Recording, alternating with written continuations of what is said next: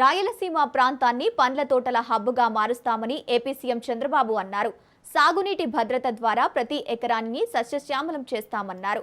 అనంతపురం జిల్లాలో నిర్వహించిన సాగునీటి భద్రత, సాగునీటి సంఘాల బాధ్యత కార్యక్రమంలో చంద్రబాబు పాల్గొన్నారు.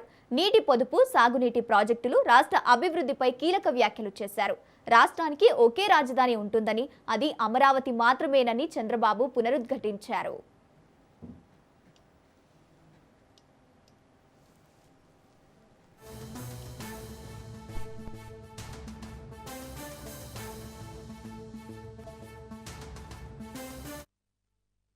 రాయలసీమకు కృష్ణా నీళ్లు ఇవ్వాలని హంద్రి నీవా, తెలుగు గంగ, నగిరి గాలేరు ఇలాంటివన్నీ కూడా తీసుకొచ్చాడు.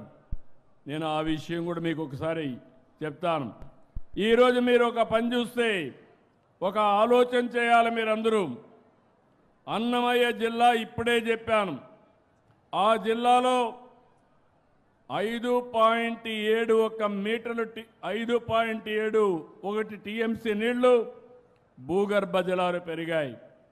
20,000 బోర్లలోకి నీళ్లు వచ్చాయి.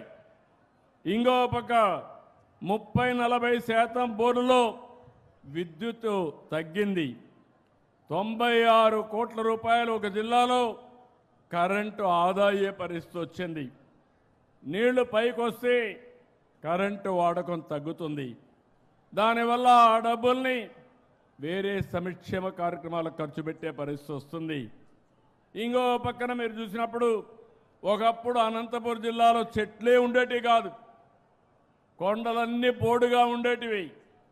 ఇప్పుడిప్పుడే ఎక్కడికక్కడ చెట్లు కూడా బాగా వచ్చే పరిస్థితి వస్తూ ఉంది.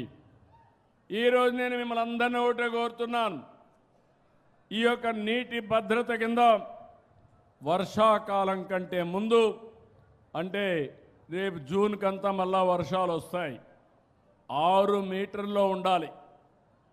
వర్షాకాలం అయ్యేదంటే డిసెంబర్ 1 కంతా వర్షాలన్నీ పూర్తి అవుతాయి. ఏదైనా ఉంటే చిన్న చిన్న రెయిన్స్ పడతాయి. ఆ సమయంలో 3 మీటర్ల కంటే తక్కువగా ఉండాలి.